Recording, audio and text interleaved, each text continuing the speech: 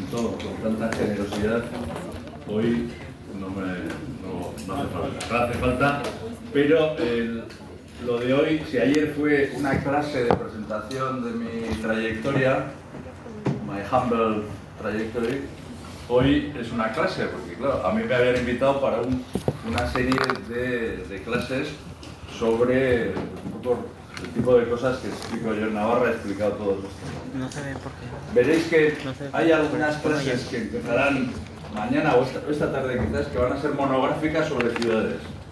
Que voy a centrar una ciudad y voy a hablar en esa ciudad de muchas cosas. O sea, no solo de historia, sino intentaré hablar de cultura, de política, de economía, de geografía, de literatura, para ver cómo, si puedo contagiaros esa afición y ese interés por ver en las ciudades un poco como uno de las cumbres de la civilización, y es donde se sustancian muchísimas cosas de nuestra actual civilización, ¿no? De nuestra actual manera de vivir. Entonces, esa serie de ciudades creo que van a ser 5 o 7, depende de una comodín. Van a ser Pamplona, porque es mi ciudad y es donde vivo y donde está la Universidad de Navarra. Luego pasaré un salto bastante espectacular a Venecia, porque Venecia es una de las ciudades más complicadas, más extrañas del mundo. Después de Venecia iremos a Viena, porque Viena es una ciudad que está en el centro de Europa y ha estado sometida durante toda su historia a una cantidad de cuestiones extraciudadanas y extraurbanas, políticas, económicas, culturales. O sea, ha sido el centro de toda una revolución del pensamiento en finales del siglo XIX. Y terminaré por 2 ciudades americanas que serán Nueva York, porque New York es el gran tópico de la urbanización del siglo XX y todavía mantiene ese encanto. Vamos a intentar analizar ese fenómeno. Y terminaré por otra ciudad bastante extraña, que quizás algunos de vosotros conozcan, que es Chicago. A mí Chicago me parece, desde el punto de vista de la evolución, desde el punto de vista de la relación con la geografía y desde el punto de vista de la relación con la arquitectura y con los métodos constructivos, podemos aprender también bastantes cosas.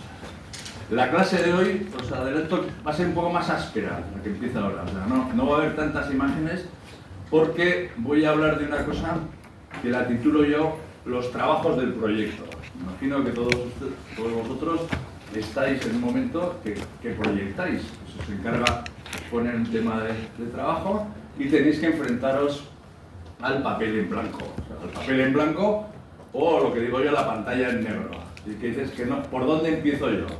Me estaban contando que estaban haciendo unas escuelitas en un desierto, ¿no? Muy lejos al norte, pero que ya tienen decidido que va a ser estructura de madera. Supongo que será una decisión por necesidad, y que tienen ya un esquema de agrupación. Entonces voy a hablar de este tipo de cosas. Voy a hablar de una pretendida no metodología.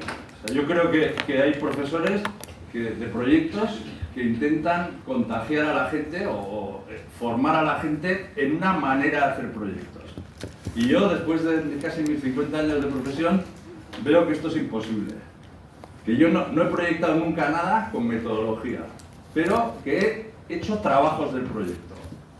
Y entonces, esto es opinable. Al final de la clase pueden estar de acuerdo, pueden parecerles una tontería, pero yo creo que si planteamos el proyecto como una secuencia, como una constelación de trabajos, creo que nos enriquecerá y nos ayudará a quitar la depresión del papel en blanco o la depresión de la pantalla en blanco.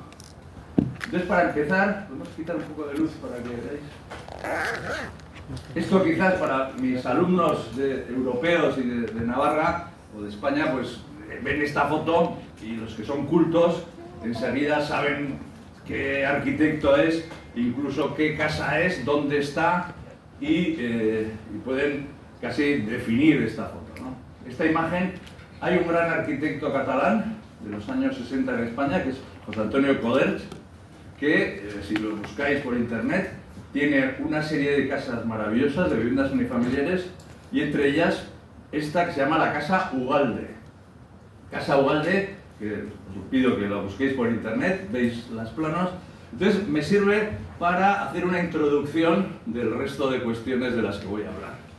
En esta foto, no sé si os fijáis con un poco de perspicacia, veis un pino que tiene, en España llamamos la zona de pavimento que está vacía alrededor de la base del pino, se llama el alcorque, ¿no? El alcorque es ese hueco que hay en el pavimento.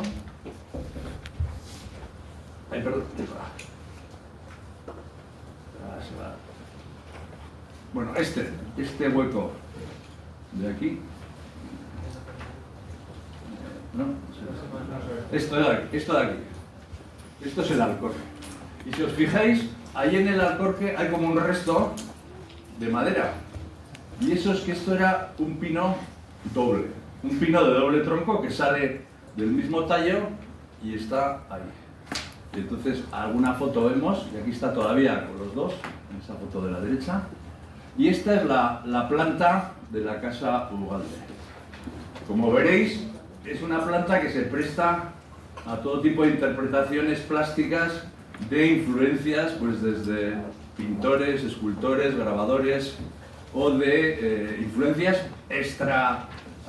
de pura arquitectura y de proyectos. Se llega a interpretar como una versión de Kandinsky. Esto es en un libro, en un comentario de una revista de arquitectura, Quaderns, escrita en catalán, que viene a decir tensiones y contratensiones diagonales con un punto que mueve una construcción exterior a una palpitación interior de Kandinsky. O sea, se asocia la planta de esta vivienda, de la casa Ugalde, de esta casa de aquí, que recuerdo que tiene este pino de los dos troncos, ¿no? Entonces yo me imagino que José Antonio Coder, que era bastante socarrón y sarcástico, cuando leía esto, las tensiones y contratensiones de Kandinsky, sonreía.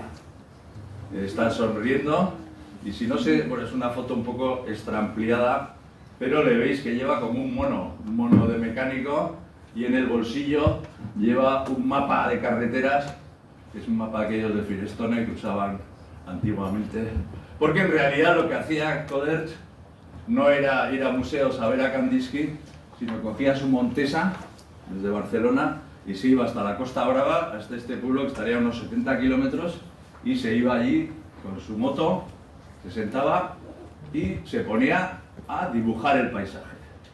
Dibujaba el paisaje, y esto es uno de los croquis que hizo al revisar el sitio donde se iba a construir la casa, ¿no? Entonces, si ampliamos, hay que verlo con detalle. Pasa sin miedo. Supongo que habrá sitio por ahí. Sí, poneros en el otro lado también, y algunos se pueden sentar en las escaleras, si quieren no estar todo el rato de pie. Tienes en las escaleras de A2 en cada escalón. Bueno, si os fijáis, esto es un poco, hay que analizarlo un poco con calma, las cosas que están escritas en este croquis. Arriba pone el límite de la propiedad, luego tienes ahí a la izquierda un pino triangulado, 360 metros, 380 metros desde el límite, un algarrobo, o sea que conocéis bien lo que hay, un algarrobo que está a 11,60 y a 12,70 del pino, y de repente aquí vemos una cosa muy interesante. Vista estupenda, pino de dos troncos. Aquí lo tenéis. Vista estupenda, pino de dos troncos. Otra buena vista a oeste. Es decir, buena panorámica desde el punto 2 a poniente. ¿Qué ha hecho Coder? Ha cogido una interpretación neoplástica de unas tensiones y contratensiones. No, se ha cogido su Montesa, su moto, se ha ido ahí, se ha puesto a dibujar, y su proyecto lo hace en función a estas cuestiones. Son las vistas, ahí se ve el pino de los dos troncos y cómo se organiza la casa. Y en las plantas, si os fijáis, aquí está el pino de los troncos, que es un poco como el hub, el centro, la idea de su proyecto.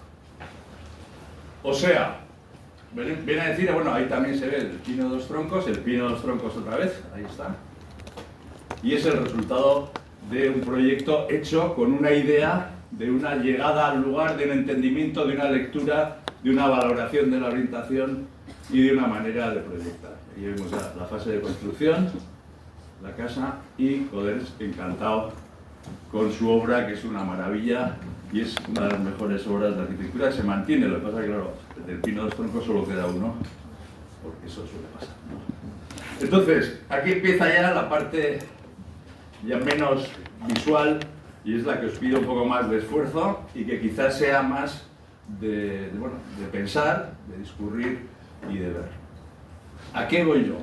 Que es muy difícil decir por dónde se empieza un proyecto. Un proyecto se puede empezar por tener una casa y estar enamorado de un dibujo de Mondrian, y sobre ese dibujo de Mondrian elaborar toda una teoría y empezar el proyecto. Pero también se puede empezar por ir al solar, sentarse y pasar ahí 24 horas en una tienda de campaña para ver las estrellas, la luz, el viento. O se puede quedar uno en casa estudiando la historia de todas las viviendas unifamiliares, desde Grecia, Roma, las viviendas de Le Corbusier, o sea, y todas esas maneras son válidas. Lo que no se puede es decir que para hacer ese proyecto tenéis que empezar por ir al sitio, o tenéis que empezar por ir a la biblioteca a estudiar, sino que lo que tenéis que hacer es trabajar. Entonces, los trabajos del proyecto son una serie de elementos que nos van a ayudar a romper este dolor de la pantalla en negro o de el papel en blanco. Entonces yo lo voy a llamar, había un gran arquitecto, Juan Navarro Baldeo, que hablaba de su actividad como el que la hacía en distintas habitaciones. La habitación de la arquitectura, la habitación de la pintura, la habitación de la escultura, la habitación de las instalaciones, la habitación de la poesía, y se iba moviendo entre esas habitaciones según fuese su ánimo y su espíritu. Entonces yo os propongo, para iluminar esta pantalla en negro, la creación de una serie de constelaciones. Y con el lenguaje que tenemos de los ordenadores, vamos a llamarle carpetas de trabajo. Entonces yo os propongo una constelación de carpetas de trabajo para ayudaros a romper esta agonía, porque puede ser una agonía, o sea, eso que veis, ¿cuántos días os ha costado empezar? Seguro que habéis tenido al principio en blanco. ¿Por dónde empezamos? Y decís, a la semana os viene el profesor, ¿qué tienes? ¿Has hecho algo? No, no he hecho nada. Pues sí, has hecho mucho. Aunque creas que no has hecho nada, has hecho mucho. Y ese mucho voy a intentar organizarlo en esas posibles carpetas, habitaciones o lugares en los que puedes trabajar. La primera carpeta, le voy a llamar la carpeta del lugar. La segunda carpeta, la carpeta del material. Estos chicos la carpeta del material la tienen llena porque sabían que iban a hacerlo de madera. Puede haber cualquiera que empiece un proyecto con la carpeta llena de bambú, o llena de esto que hablabas tú, de los restos de pulpa de no sé qué, y empiezas a trabajar por eso. La siguiente carpeta, la función. O sea, si tienes que hacer una escuela, la función de una escuela sabes, los aulas, los profesores, los servicios, la entrada, el comedor, esos son temas de trabajo de una carpeta. Siguiente carpeta, la historia. Las historias de todas las escuelas, desde las escuelas paisaje a las escuelas de Le Corbusier, los últimos avances de la teoría de la educación, esa sería la carpeta de la historia. La biografía. La biografía es una carpeta que la llevamos como una mochila porque somos nosotros. Este no es vuestro primer proyecto. ¿En qué curso estáis? Proyecto 6, pues llevas 5 detrás tuyo, y todos esa mochila de tus proyectos te influye, a que te ha influido la manera de hacer este proyecto. Perdona que me dirija él porque hemos estado viendo lo que estaba haciendo, pero yo creo que eso es algo que también nos influye a la hora de proyectar en nuestros trabajos del proyecto. La siguiente, la poética. La poética ya es algo más complejo de hacer porque tiene que ver con la manera de que cada uno hace y se enfrenta con los problemas. Bien, entonces tenemos esta serie de carpetas: material, lugar, función, historia, biografía y poética. Entonces, lo que es importante es que yo ahora lo voy a empezar por un orden que no es en absoluto, no es un orden que obligue a empezar por ahí, sino es aleatorio. Podía empezar por la biografía, por la poética, por la historia, por la función. Porque lo que yo creo que no se puede pretender una enseñanza de proyectos desde la ordenación de un sistema de pasos a dar. Si no, yo la veo de una manera bastante más quizás compleja o aleatoria, como la asunción de una especie de gran panoplia de distintos fenómenos que los podemos ir agrupando. Seguramente alguno de vosotros o los profesores seguro que encuentran alguna otra habitación de trabajo, otra carpeta, ¿no? Pero creo que esta nos la resume de una manera bastante sencilla. Entonces vamos a empezar por la primera, pero que no tiene por qué ser la primera para enfrentaros vosotros a ella. O sea, podemos empezar por el material, pero vamos a empezar por la primera, que es el lugar. Entonces, cuando creéis que no estáis empezando a proyectar, pero si del lugar estáis aprendiendo la geografía del lugar, ya estáis proyectando. Por ejemplo, ¿dónde hacéis vuestras escuelas? Exactamente, ¿qué pueblo es? En Piura. Pero la geografía, esta es la relación con tu persona, tú vives en otro sitio y tienes que conocer la distancia, el lugar, todos esos aspectos. La geografía, cuando estás ya pensando en la geografía, ya estás proyectando. La topografía es llano, es una vaguada, es una colina. Entonces, cuando estáis viendo en planta la topografía, ya estáis proyectando. O sea, es uno de esos trabajos que lo que tenéis, estáis trabajando en ese ámbito, en la carpeta del lugar. La ciudad, forma parte de la ciudad, es un pueblo, es una agrupación, es la periferia, es el centro. Entonces, todos esos trabajos, cuando vais viendo los planos de la ciudad, analizando la tipología, analizando las calles, analizando los espacios urbanos, estáis proyectando. El clima, por supuesto, aquí tenéis un clima muy peculiar, pero hay sitios en los que el clima es fundamental. Si llueve mucho, no llueve mucho, si hiela o no hiela, si por la noche baja mucho la temperatura o si son temperaturas insoportables a mediodía, ¿no? Entonces, eso de tener en cuenta es un trabajo ya de proyecto. O sea que si habéis empezado a hacer estas cosas y llega el profesor y os dice, ¿has hecho algo? No le digáis que no. Por supuesto, llevo proyectando, llevo trabajando en el tema del proyecto porque ya he cubierto todo este tipo de cuestiones que no son cuestiones que se agotan, sino que podéis volver a ellas. Que a lo mejor estáis comiendo o habéis estado todo el día dibujando el plano de la ciudad y de repente te das cuenta que hay un río seco que pasa por allí, o sea, se retroalimenta constantemente. El paisaje, vamos a decir el paisaje. Paisajes de la relación de la naturaleza con la mirada humana. Si no hay hombres, no hay paisaje. O sea, que el paisaje es una cuestión totalmente antropológica. O sea, hay la relación de lo que es un paisaje es siempre la visión del hombre que tiene sobre ese paisaje, ¿no? Entonces, es un término que todos los análisis de las buenas vistas, de el paisaje como fondo de lo que estáis haciendo, es parte también del proyecto. La geología. La geología influye. O sea, el tipo de tierra, el tipo para pensar la cimentación, si son arenas, si son rocas, si es una zona inestable que tiene dentro vacíos de consolidación, que tenéis que hacer pilotaje, tenéis que hacer cimentación profunda, tenéis que hacer una losa flotante. La orientación, ¿qué vamos a decir? La orientación es quizás de las cosas más evidentes a la hora de enfrentarse a un proyecto. Los romanos lo tenían muy claro. Bueno, los romanos también lo hacían por querer situar al hombre en relación al mundo, ¿no? El mundo se entendía por el eje de rotación de la Tierra, que era el centro del universo, y por dónde salía y entraba el Sol, ¿no?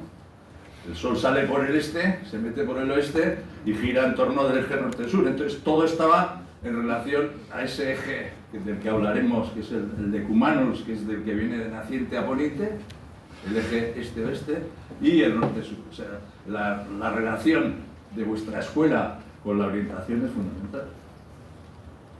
La sociología, eso también te influye, o sea, saber cómo, si tienes clientes, si es un cliente conocido, si no es conocido, si es cuestiones referentes al grupo humano al que va dirigido el proyecto. Eso es parte del trabajo del proyecto.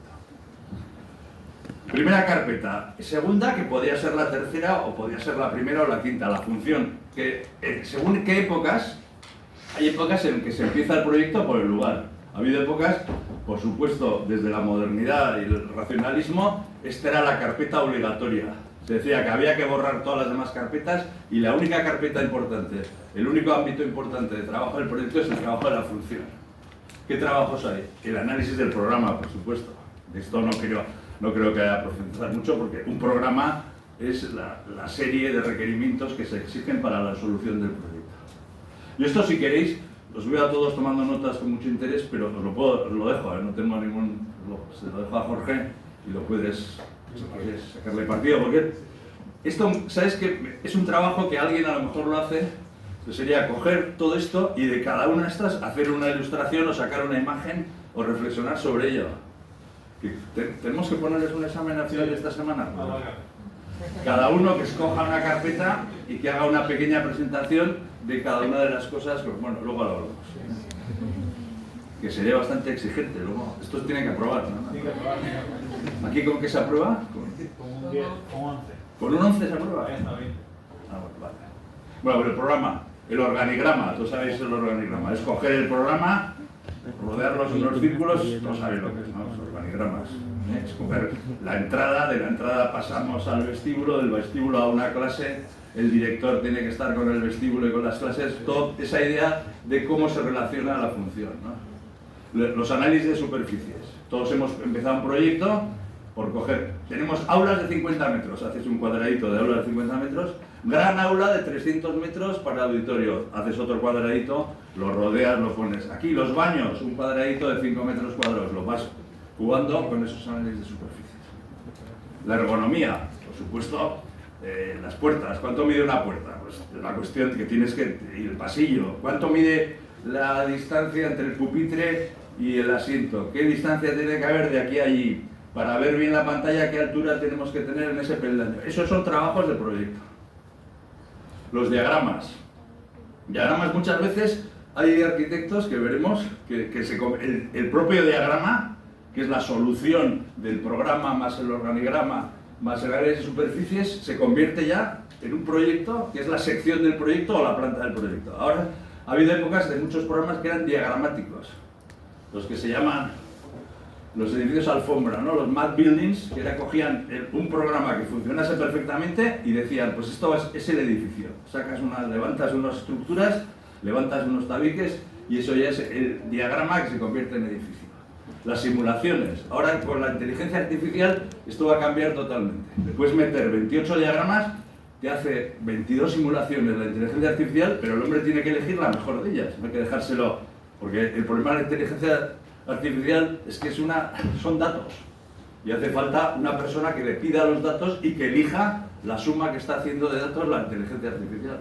Bueno, esto es un poco avanzado por mi parte porque estamos empezando y yo ya no creo que voy a ver todo lo que se puede ver con la inteligencia artificial. De hecho, si buscáis en Instagram páginas de inteligencia artificial, se ve cada cosa, a mí me parece un poco cursis, pero de un nivel de dibujo, de realismo, que impresiona. Lo que pasa es que tenéis que coger y saber escoger de todas esas maravillas que se ven de inteligencia artificial, cuál es la que os convence y la que resuelve mejor vuestra escuela. Seguramente se puede hacer. Meterle todos los datos que he hablado, todos estos de la función, y sale, ¿no? Los presupuestos.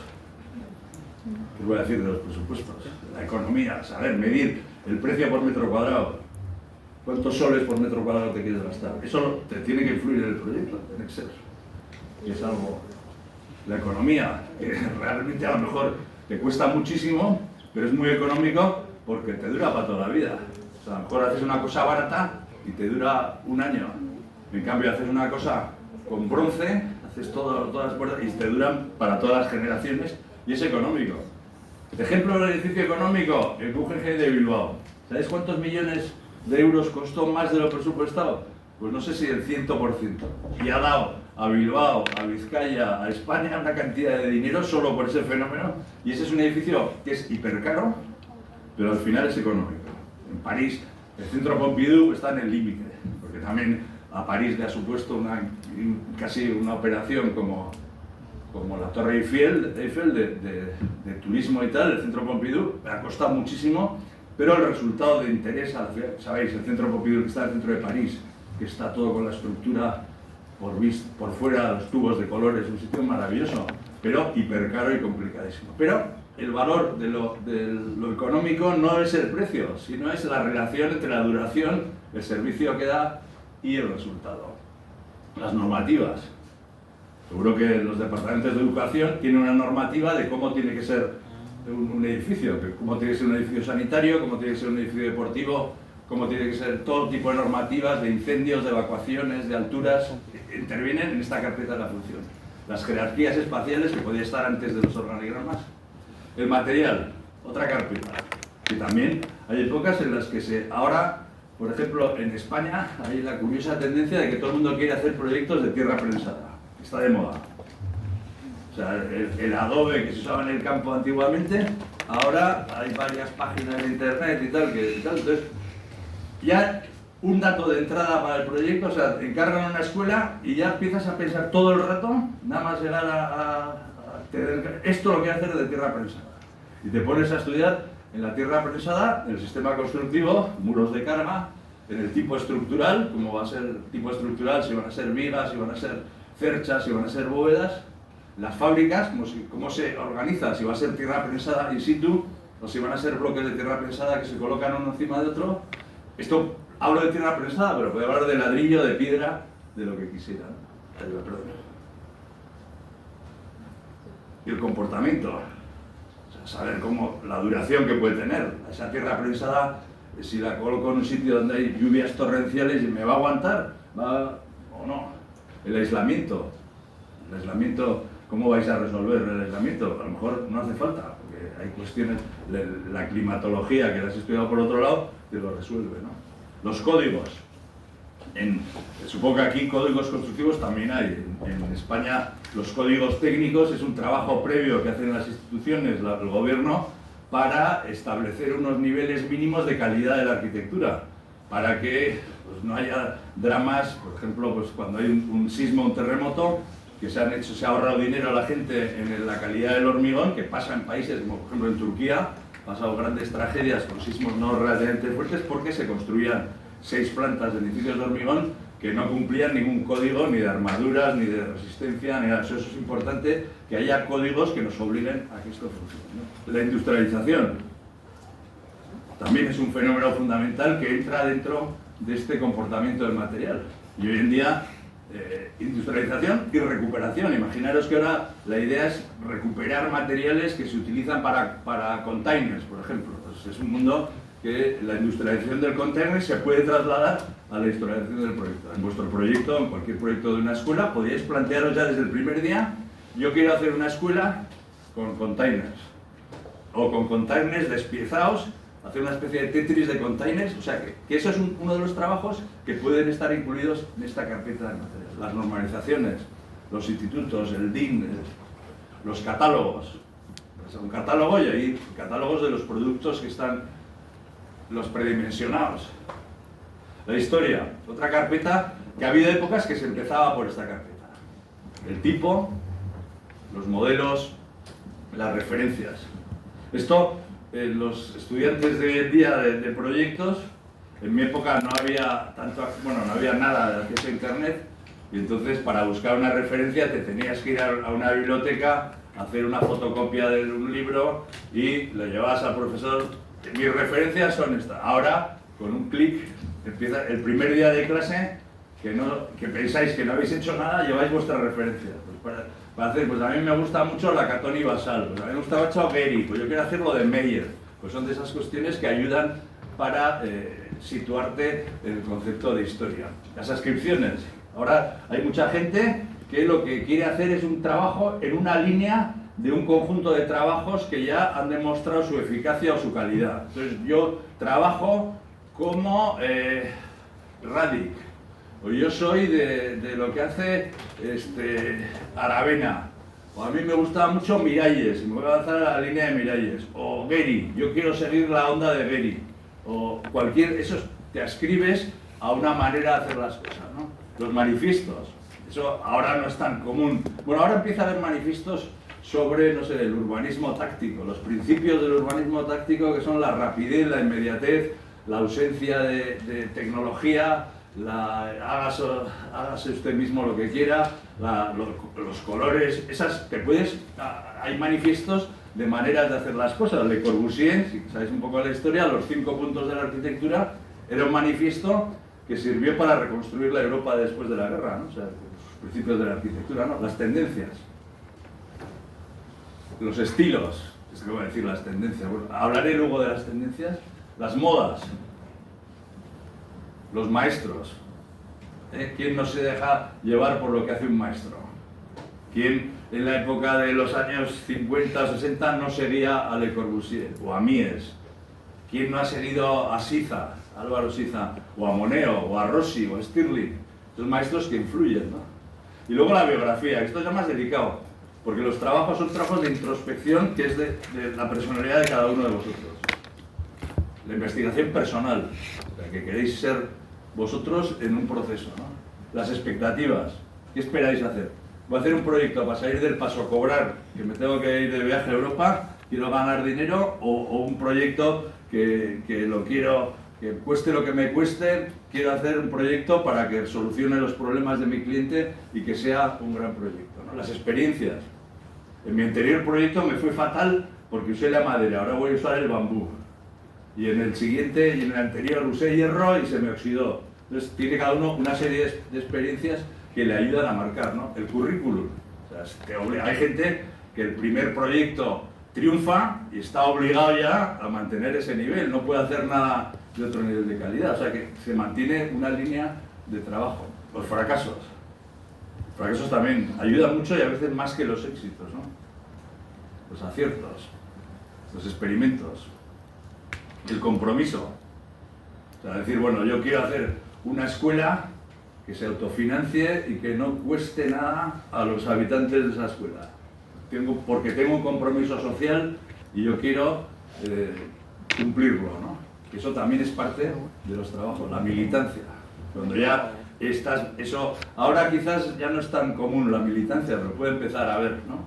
En las épocas del realismo socialista, o sea, tú trabajabas porque creías que la arquitectura iba a mejorar las condiciones de la gente y la arquitectura era una obligación de compromiso ético personal con el pueblo, ¿no?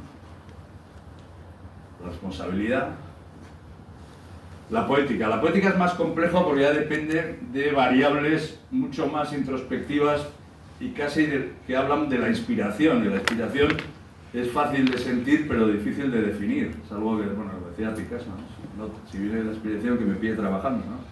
Que son, el proyecto es una estructura abstracta posible en la cual existen constantes discursivas que te las puedes estudiar, que es bastante difícil, ¿no? La mano, hay quien hace proyectos y a la primera, puff, le sale con un dibujo maravilloso, ¿no? La intuición, gente que es muy intuitiva y de repente lo tiene claro, ¿no? El sueño, ¿quién no ha soñado? Cuando estáis obsesionados, a mí me ha pasado, soñar en el proyecto que estoy haciendo. Es un momento que quedas metido tantos datos y de repente sueñas, ahí va, ya está. Y yo sueño con edificios míos, no sé si te ha pasado a ti. Yo sueño, he visto edificios, pero qué horror, ¿qué le ha pasado a esto? ¿Cómo está? O sea, tienes el sueño como de... Pero no son a veces negativos los sueños, pero bueno. El automatismo, pom, pom, pom, pom, plis, plas, te sale el proyecto. La escultura, ¿quién no se enfrenta a un proyecto con una escultura? Seguro que alguno de vosotros lo ha hecho, ¿no? Y luego hay ejemplos, desde Kiesler a Gehry, que, bueno, sabéis que es una escultura o la pintura, pues es un objetivo del proyecto. La poesía, esto es más difícil, ¿no?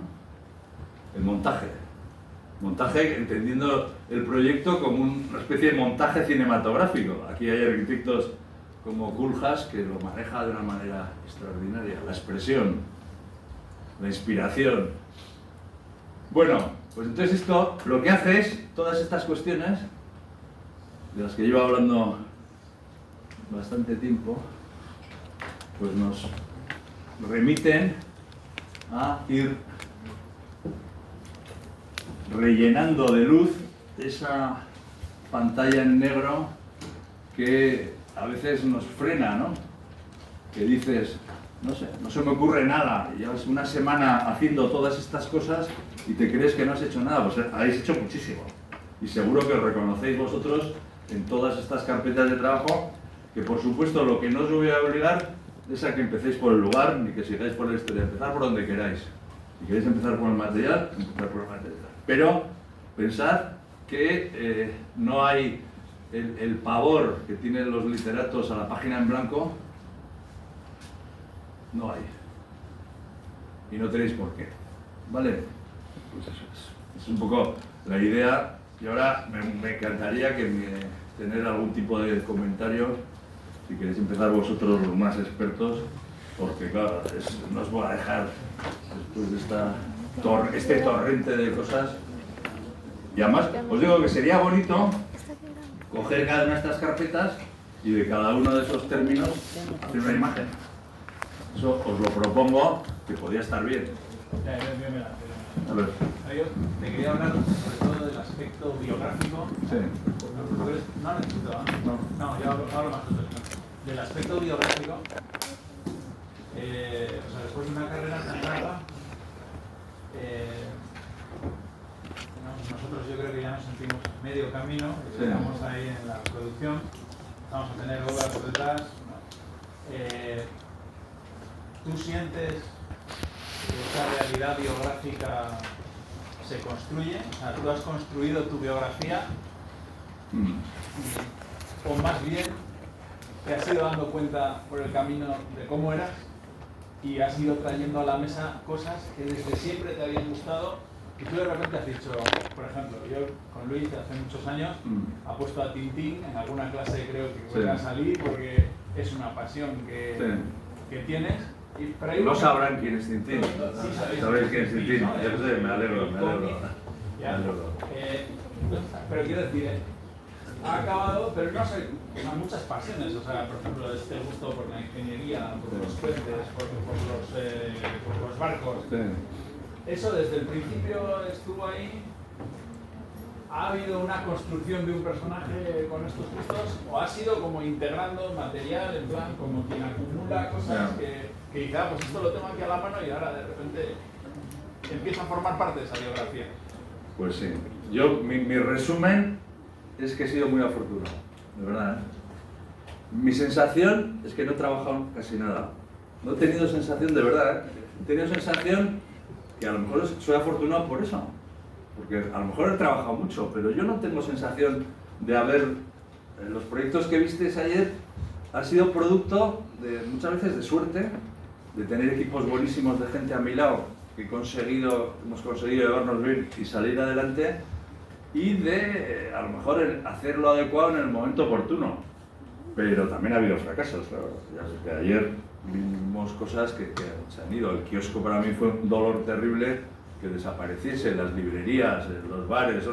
Entonces, mi biografía, pues, yo te digo, mi resumen es que me lo he pasado muy bien. O sea, que he sido muy afortunado y que he disfrutado y que intentaré seguir disfrutando con las cosas que me lleguen, ¿no? Pero que a lo mejor el tiempo o los años que llevo me ayuda a pintarlo un poco de rosa, a ver lo bueno de todo. Entonces, os he construido una historia, o sea, que hay un poco de montaje en todo lo que...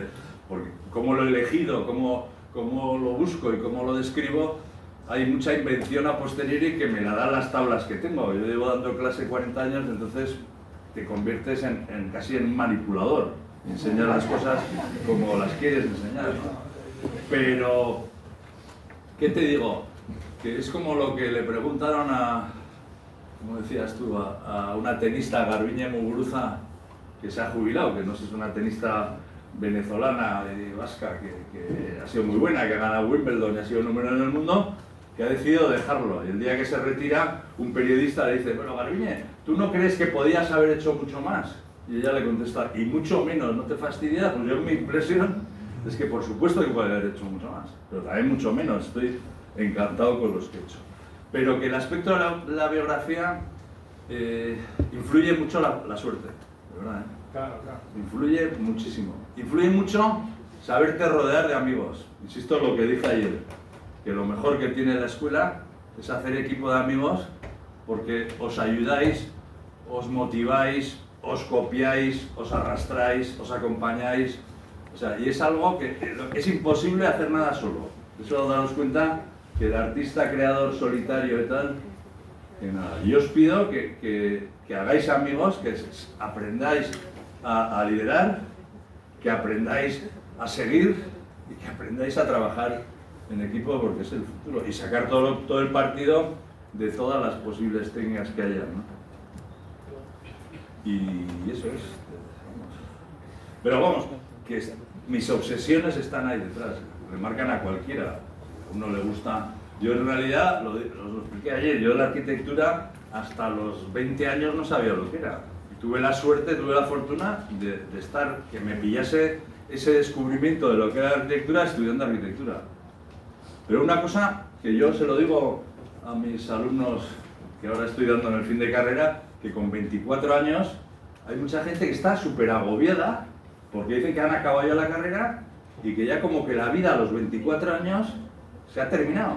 O sea que ya, mira, soy arquitecto y no me gusta hacer arquitectura, porque además no tengo clientes y esto es un horror. Pues digo, con 24 años te puedes reinventar 3 veces. Y tienes la energía de hacer lo que queráis, de convertirte en constructor, de convertirte en inventor, de, no sé, de poner un restaurante, que hay cantidad de arquitectos que ponen restaurante y se forran con una cocina novedosa, o diseñan unos food truck maravillosos, eléctricos, que van, o sea, yo os aseguro que cuanto más agobiado está en mi vida fue cuando acabé la carrera.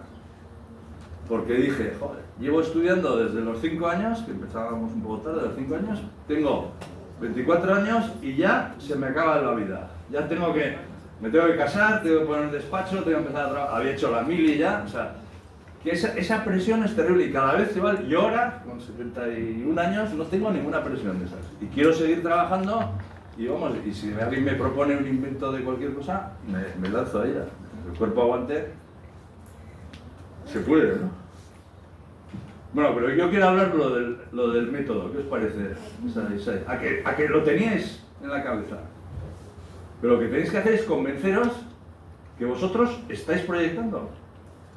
Estáis proyectando, o sea, no estéis con la angustia de que no me sale nada, no hago nada. Pues sigue, si una carpeta no te convence, métete en la otra. Si la otra no te convence, métete. Y al final se acaba saliendo el sueño, se acaba al final fluyendo una especie de no sé, de emanaciones. Yo a veces lo asocio como a la geología, ¿no? Que un proyecto es casi como la historia del universo en poco tiempo. Tú empiezas a meter cosas ahí, van enviando capas de capas y capas de ideas y al final fluye el petróleo, que es una grieta que atraviesa todas las capas de adentro.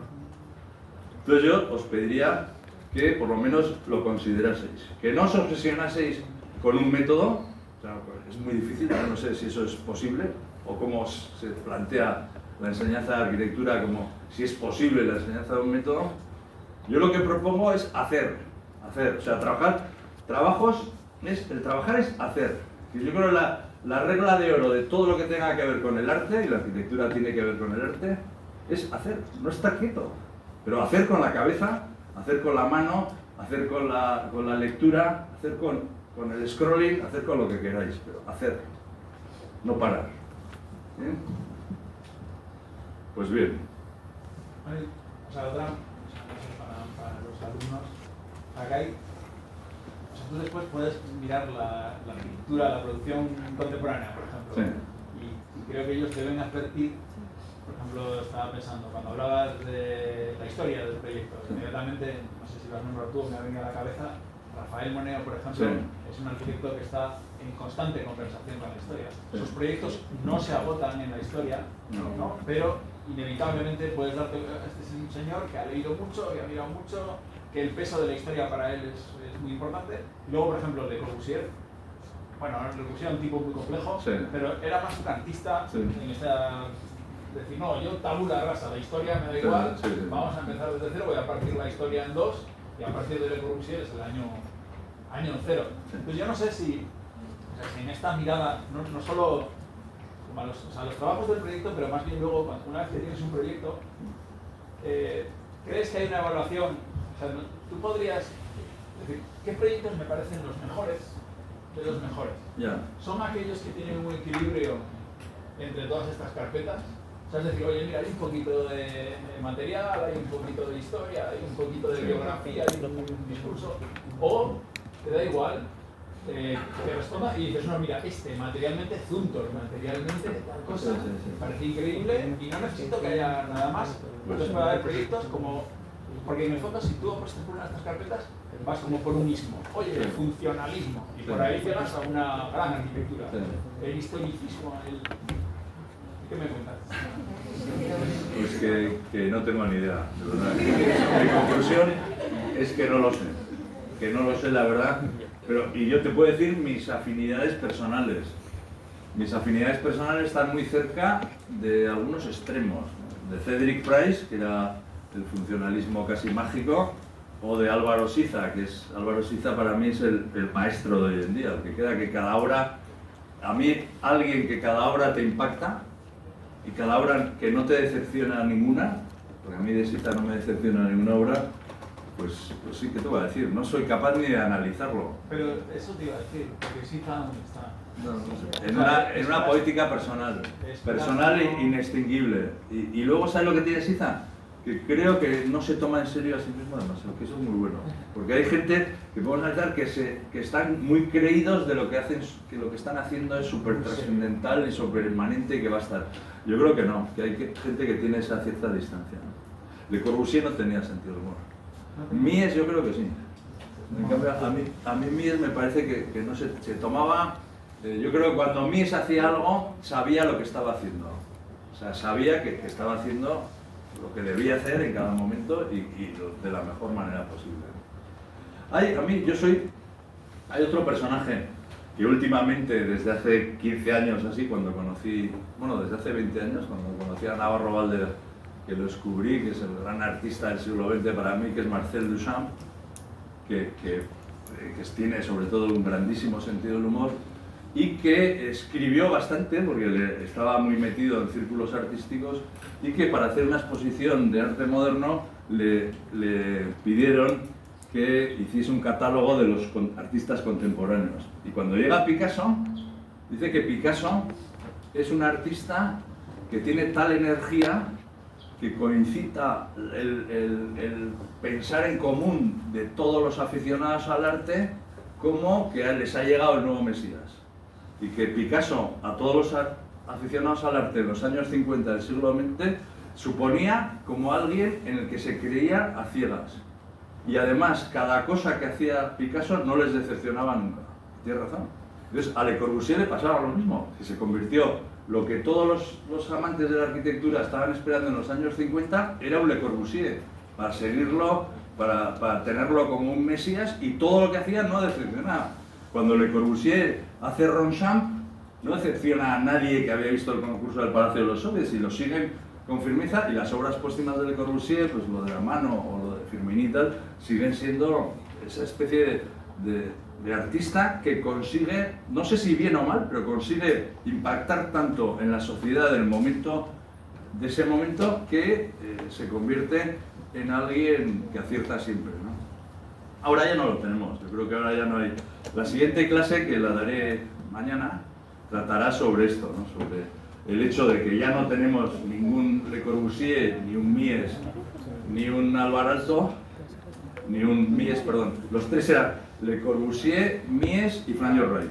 Eran los tres grandes indiscutibles, me parece, ¿no? No hay mucha duda que los tres grandes del siglo XX, Wright, Mies y Corbusier, ¿no?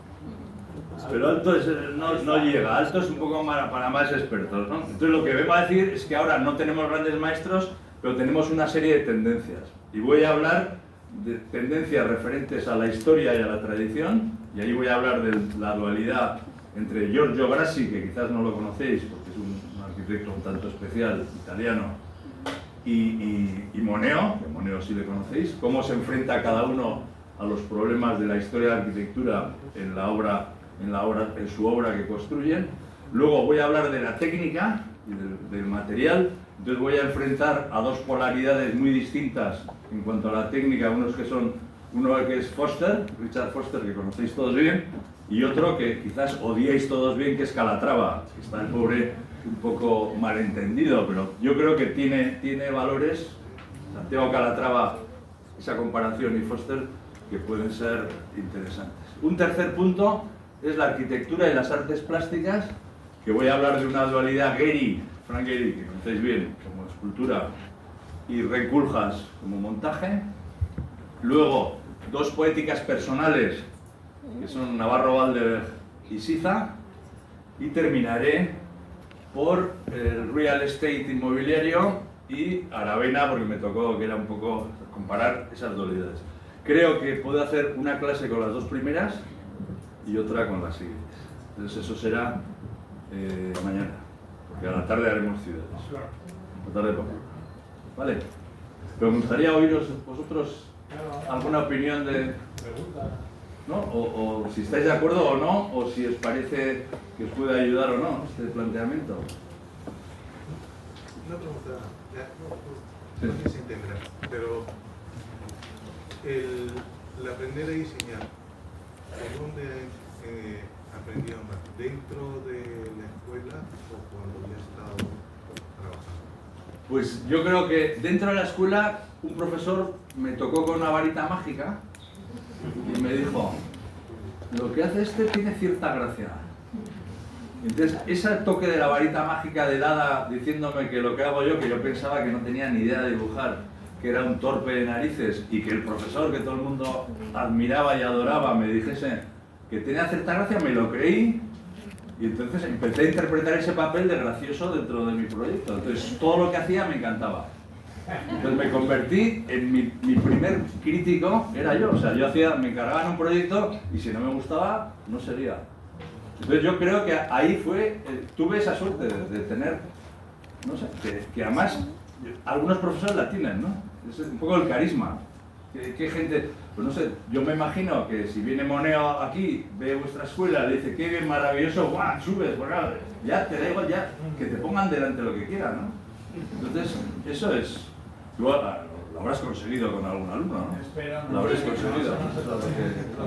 Para mí, la enseñanza es ese toque que te despierta y te hace, sobre todo, exigirte a ti mismo.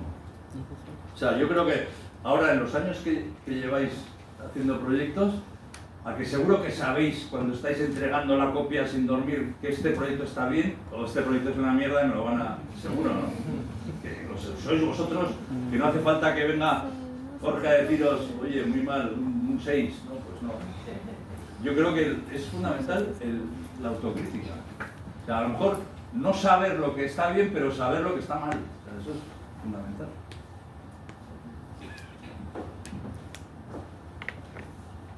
¿Qué más? Pensando también en los chicos, ¿no? Sí. Y después de ver esta preciosa constelación, Pero estaría bien ilustrarla con imágenes, ¿no? Con ejemplos. Yo os la dejo aquí por si alguien se anima a hacerlo. y aquí te sorprenderá también las imágenes que ellos pongan, ¿no? Pues sí, sí. Yo también te quería, hombre, algo nos has hablado, ¿no? De al final, entre todos estos conceptos, cómo construir, por decirlo de alguna forma, una narrativa del proyecto con la metáfora esta de la tecnología, ¿no? Y lo que vas acumulando y el petróleo que lo atraviesa, ¿no? Pero claro, yo también me imagino a ellos en su aprendizaje, pasando por diferentes ciclos, donde quizá de todo esta constelación, pues saber un poquito de alguna de estas estrellas, un poquito de la otra, y de algunos bienes vacíos por ahí, ¿no? Claro, ¿cómo qué les podrías decir tú ahí, ¿no? De esa gracia que decías ahora, ¿no? O de ese carisma, o de ese, ¿no? En el fondo, voluntad artística de construir, de decir, que también lo decía Jorge por un momento, ¿no? De cómo desde esta constelación, ¿no? Cómo armo mi discurso del proyecto. Pues sí, te puede servir como esos dibujos que hay, esos que se compran para los niños, ¿no? Que vienen numeritos, 1, 2, 3, 4, y los dibujas. Pues tú te puedes montar tus propios numeritos, o sea, coger esa constelación y entonces narrar, convertir, uniendo puntos de todas esas cositas que hemos ido diciendo, y te sale un dibujo que a lo mejor es maravilloso, y a lo mejor es un plato de fideos, que es horrible. Pero el ideal sería que cada proyecto tuviese por lo menos una secuencia, que el proyecto se convirtiese como un mapa del metro de Londres, de Beck, que son maravillosos. Está todo clis, clas, clas. Entonces, conseguir que con todos esos datos que os he dado, construyáis un diagrama o un mapa de metro del proyecto hermoso. Podría ser así, ¿no? Podría ser al final. Porque yo creo que de cada uno de mis proyectos podía organizarme ese mapa. Podía haber. Y luego resulta que te has hecho trampa al contarlo. Hablamos ayer de que en un proyecto es como empiezas tirando una flecha y cuando acabas, donde cae la flecha me pones la diana. Y dices, joder, he dado en la diana, pero claro, la has movido al final, porque has hecho lo que has conseguido, ¿no? Y eso nos pasa, ¿eh? Yo he visto en mi carrera casi todos los proyectos empiezan de una manera, acaban y luego los cuento como si fuese algo perfectamente lineal cuando ha habido saltos, contradicciones y todo tipo de alternativas. Que esa sería una historia bonita, que no se conocen mucho las distintas alternativas por donde pasan los proyectos enriquecen mucho. Ni el proyectista las conoce. O sea, se olvidan. Sí. Te olvidas la borra. La sensación de que es imposible. O sea, es muy El difícil resultado recordar, final tiene tanta fuerza que tapa. y es muy difícil recordar los sitios clave por donde vas, ¿no? Eso nos pasa en la biografía. Muchas cosas de nuestra memoria las borramos. Las borramos. O sea, ya os daréis cuenta cuando lleguéis a una edad ya mayor, que te acuerdas de lo bueno, pero no te acuerdas de ¿y este qué faena le hice? Te acuerdas de las faenas que nos hacen, pero tú las que haces no. Entonces hay una biografía de faenas que hemos hecho que hemos borrado. Lo malo lo solemos olvidar casi siempre, ¿no? Un poco, por eso es por su pura subsistencia, porque si estuviésemos... Estoy hablando de Funes el memorioso, la vida es olvidar, como si estuviésemos acordándonos de todo, y lo mismo en proyectos, ¿eh? Tienes que borrar, olvidar. No me hace gracia, porque yo te iba a presentar en relación a Funes. Ah, también. No, mira, yo te quería hacer una pregunta, porque en toda esta constelación no ha salido la palabra belleza por ningún lado. ¿Dónde la meterías? ¿Dónde está la belleza? La belleza es eso, al final, ¿no? La belleza es Al final, la pantalla llena de cosas. Eso es un cielo estrellado, es bellísimo. Pero no, eso no es otra cosa, o sea, eso no es algo que se superpone a... ¿Entiendes? Como la belleza no está sobrevolando, es otra capa a todos estos trabajos. Pero la belleza yo creo que bueno, es difícil. Es difícil, no, me preguntas, es difícil hablar de la belleza. Es fácil sentir la belleza. Yo veo aquí, miro y siento belleza por todos lados, dentro y fuera de la sala. O sea, es algo que la sientes y la ves, ¿no? Pero hablar de cómo está presente la belleza no es fácil. Pero hay belleza en el equilibrio, hay belleza en el desequilibrio, hay belleza en la serenidad, hay belleza en la tensión, hay belleza hasta en el error. A veces son bellos, hay errores que son bellos. Es una cosa... Había una cosa que, a ver si me acuerdo explicarla bien, que el proyecto es como tiene que ver con la profanación. Porque, vamos a ver, y lo dice Cioran, en una de esos... Cioran es un escritor rumano, pero que vivió en Francia mucho tiempo, y os lo recomiendo cuando estéis deprimidos, porque eso es la amargura hecha escritura. O sea, todas las reflexiones más amargas, o sea, si estás pasándolo muy mal, lees a Cioran y dices, bueno, este pobre lo está pasando un poco peor. Se llama Los silogismos de la amargura, pero tiene cosas bastante lúcidas, como que viene a decir, vamos a ver, que todo problema profana un misterio. Y ese problema es profanado por su solución. O sea, un proyecto es un misterio. Entonces, el misterio, en cuanto lo conviertes en problema, ya lo has profanado, ya no es misterio, ya es un problema. Y lo solucionas y has profanado el problema, porque ya tienes la solución. Y la solución es elegir, o sea, en un proyecto tú eliges un resultado, pero estás desechando infinitos resultados que podían ser maravillosos o podían ser diferentes, ¿no? Entonces yo creo que el proyecto es un proceso de elecciones y cada momento de la elección es dramático y peligroso. Porque eso es lo que pasa en un concurso, que te puedes equivocar la primera tarde. La primera tarde, ¡pum!, la cagas, con perdón, y ya no vas a ganar nunca. Desarrollas todo lo que quieras, pero te das cuenta que no. Y hay veces que lo ganas. En la primera intuición, por ejemplo, el concurso aquel de la urbanización de Huarte, yo creo que lo gané la primera tarde. Hice un dibujo de las calles del pueblo que se cortaban con el río. El río formaba una media luna, el lema era, le llamé Reina Mora, y ese día gané, porque claro, el lema con el crecen de las viviendas en el río y todo eso se ganó. Lo gané con ese momento de esa lluvia. Que luego me hizo el plan parcial, el centro de salud, y eso fue una especie de decisión de elegir. O sea, cuando hagáis un proyecto tenéis que elegir. Es como, joder, esto va a sonar un poco incorrecto, pero los chicos, cuando elegís una novia, estáis deseligiendo 1 millón de novias. Entonces estáis arriesgando. Pues en proyectos, o al revés, por supuesto. Estáis arriesgando y estáis perdiendo muchísimo, pero estáis ganando muchísimo. El proyecto es parecido. Esto no debe, me estoy metiendo en un jardín. Que no debe usar. Pero tiene un poco que ver con eso. A veces eliges. Hay que decir bien. ¿No? Dime. Bueno, conociéndote un poco y los alumnos que ya también van viendo como esas ganas y energía que tienes a la hora de contar toda tu experiencia y tus proyectos, creo que hay un tema muy importante que es la curiosidad, Sí. que se nota que tú tienes y que puede ser el motor de todos estos trabajos del proyecto, que como Sí. arquitecto es fundamental. No sé qué nos puedes decir a todos, a los alumnos y a los profesores, como para mantener viva esa curiosidad, enriquecerlo, o sea, incentivar esas ganas por aprender. Pero no solo es curiosidad, hay otra cosa. Pues O sea, no. es curiosidad, pero luego tienes un punto, o sea, te enganchas con determinadas. A mí me ha hecho mucha gracia la manera de empezar la charla, porque no sabéis lo tema que es el tema de el pino de 2 troncos. Y lo ha buscado en la foto y ha encontrado que han cortado uno de los troncos y luego va a excavar. La profundidad también. Fíjate, aquí salían los 2 troncos. Entonces ponía esta nota y luego en esta foto todavía salen los 2 troncos, pero en esta ya han quitado uno. Pero eso es la experiencia. Y eso ya Esos son años.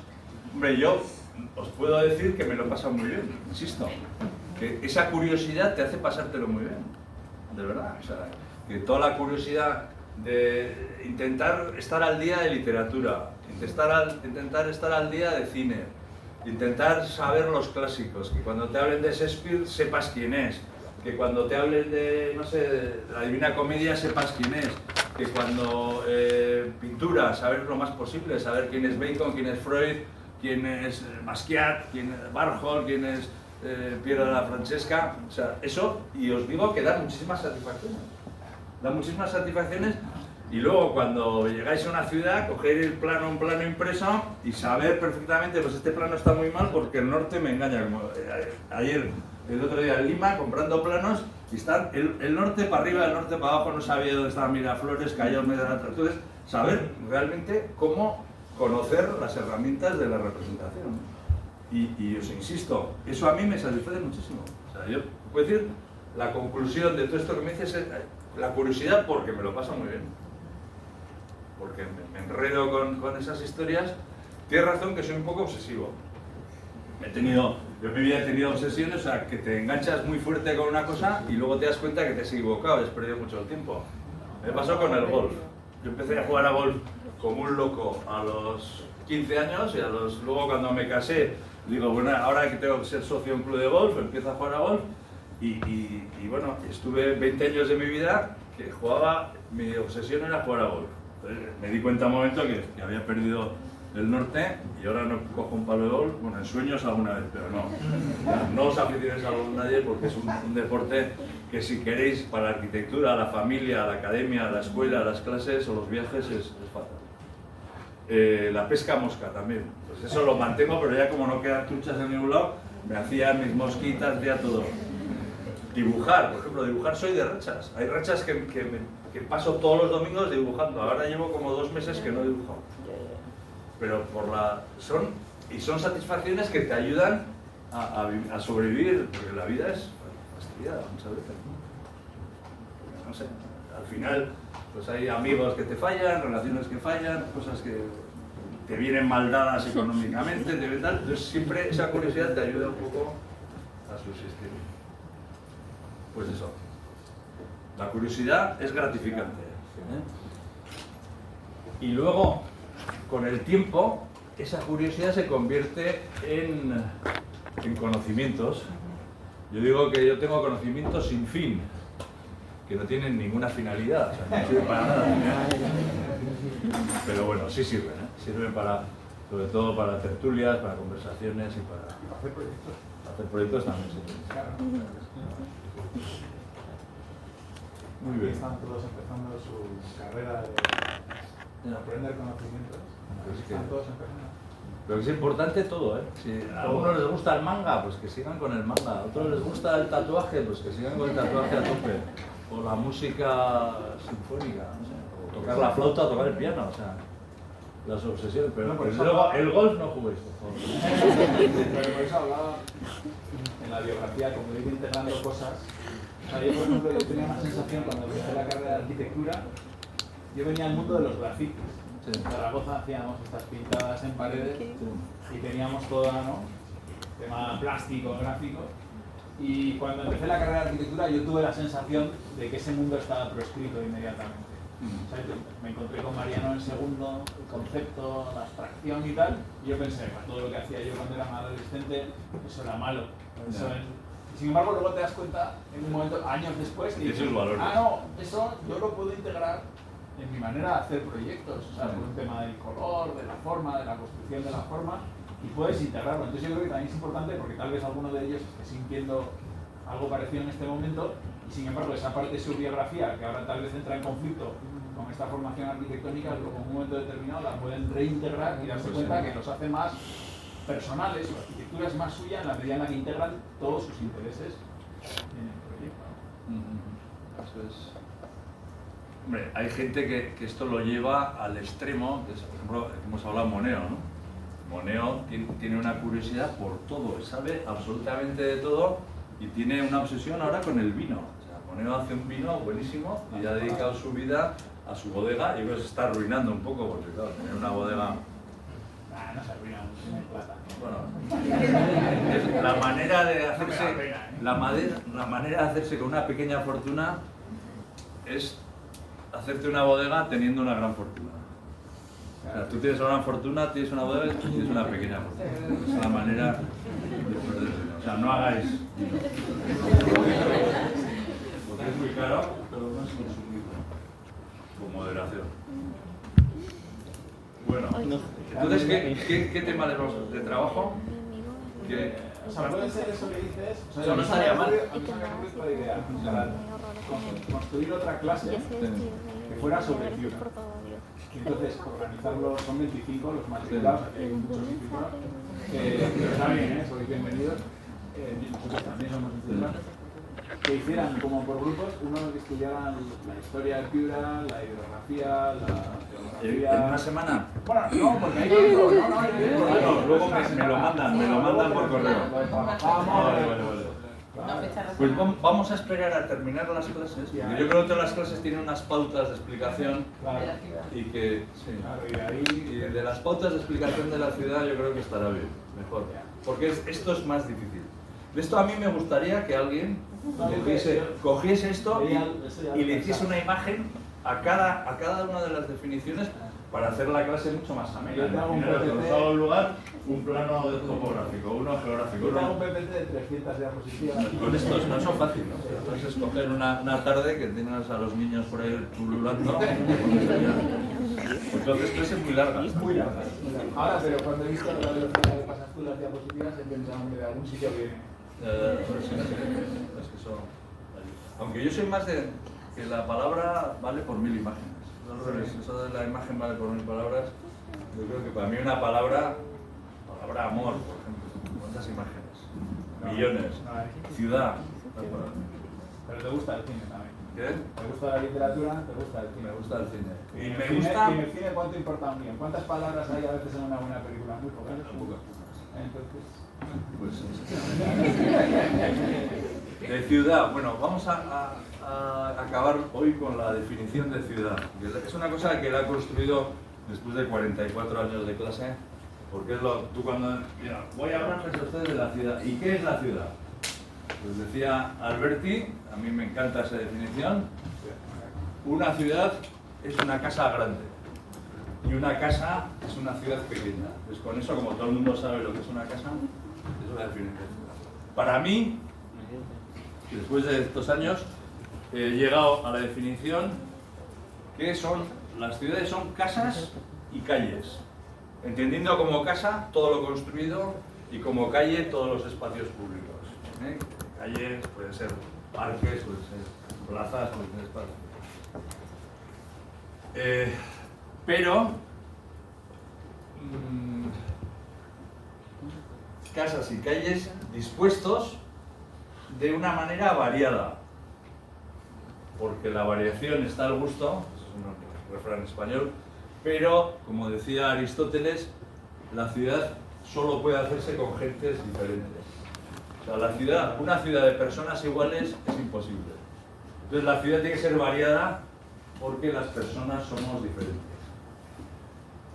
Segundo, una ciudad tiene que ser sabia porque para hacer ciudad hay que saber.